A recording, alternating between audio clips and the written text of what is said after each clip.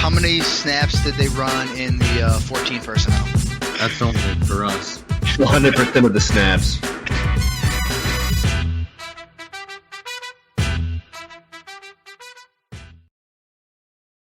What's going on, everybody? Welcome into 14P Fantasy. Today we're talking running backs to avoid in Week 7, and I am your host, Justin Wright. Catch me over on Twitter at Justin_14P. Before we get into this, running backs to avoid is kind of a luxury. If you are not dealing with a million injuries and a million bye weeks right now, and you have actual running back depth, then you can, be lucky enough to maybe sit these guys in favor of better options. So I think that is worth saying right off the top. Today we got three guys that are right around back-end RB2s, flex consideration for you. And they're just guys that are not necessarily excited to play. So to start us off, we have the Denver backfield. I'm going to preface this because I know probably 50% of you skipped to this point right now. Not everybody has the luxury to sit these guys. These two specifically, you may be forced to start, and that's okay. I'm just not overly thrilled about the potential or the upside. So, Javonte Williams and Melvin Gordon.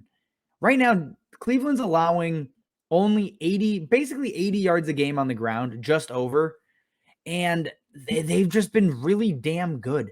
And this doesn't seem like it's going to be a high-scoring game, a lot of back and forth. It most likely feels, methodical, slow, high time of possession, not a lot of drives. Teddy Bridgewater is hurt. Baker Mayfield is hurt. Nick Chubb, Kareem Hunt are out. So the potential for a lot of receiving upside just probably isn't there for the Denver backfield. I mean, they're not going to have to keep up with Cleveland unless, Demetric Felton and Ernest Johnson just go nuclear, which I don't think anybody's really anticipating. So if you have better options, I'll play Alex Collins. I'll play Miles Sanders over both of these backs. Guys, I'm not going to play over them. I'm not going to play Khalil Herbert. I'm not going to play, Devonta Freeman or Le'Veon Bell in Baltimore. I will still play Gordon and Williams over them. So there's nuance to this, and they're just two guys I don't think can crack the top 20 in terms of running backs. So if I have other options, I'm going to go elsewhere this week. Next on the list is Jamaal Williams versus the Rams. And, after week 1, everybody really was sold. Oh my God, Jamaal Williams is a weekly flex. He's an RB2 maybe. And a lot of people really haven't adjusted since then. Two very good games, 2 RB2 finishes. And, one of those actually even higher RB1. But the other 3 weeks, it's just been bad. Jamaal Williams is playing, roughly 30% of snaps. He's not getting any of the pass catching work he saw week 1. All of that is going to DeAndre Swift. He's starting to lose red zone and goal line work. And we know how this game is going to go. I mean, we assume we know how this game is going to go. The Rams are going to beat the crap out of the Lions. That's not a shock to anybody. And what that means is DeAndre Swift's going to play 70% of snaps again. He's going to catch a crap ton of passes, probably red zone work, score a touchdown or 2 maybe. And it's going to be a great day for Swift. But Jamaal Williams is going to be forgotten very early on. Cooper Kupp might go for 4 touchdowns. And, that alone just puts Jamaal Williams' role in question because he's not going to be able to keep up or stay, a part of the game plan. So if you have Jamaal Williams, sit him down. I'm not playing.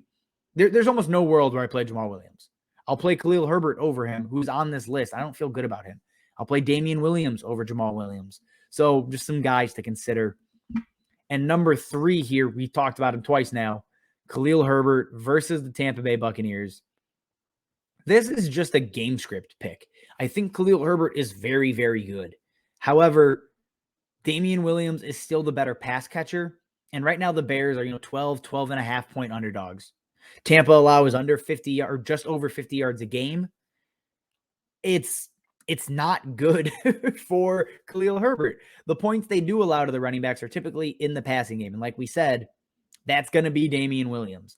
Khalil Herbert's the better running back, but I don't think we see a ton of him in Tampa when the Bears are down early and often in this game. So, maybe in the second quarter, it looks like Herbert may go on a run, but even then it's going to fade because Tampa's going to win, maybe by double digits in this game. And that means it's going to be Damian Williams time. He's a guy, Damian Williams, I should say, is a guy that could be, a top 24 running back with the pass catching volume this week. All right. That's all we got. No, short, sweet, to the point. If you got questions, start, sit, trade questions, whatever you have, send it in the comments, and I'll answer as many as I can throughout the week. As always, guys, thanks for watching, and we will see you next time. How many snaps did they run in the 14 personnel? That's only for us. 100% of the snaps.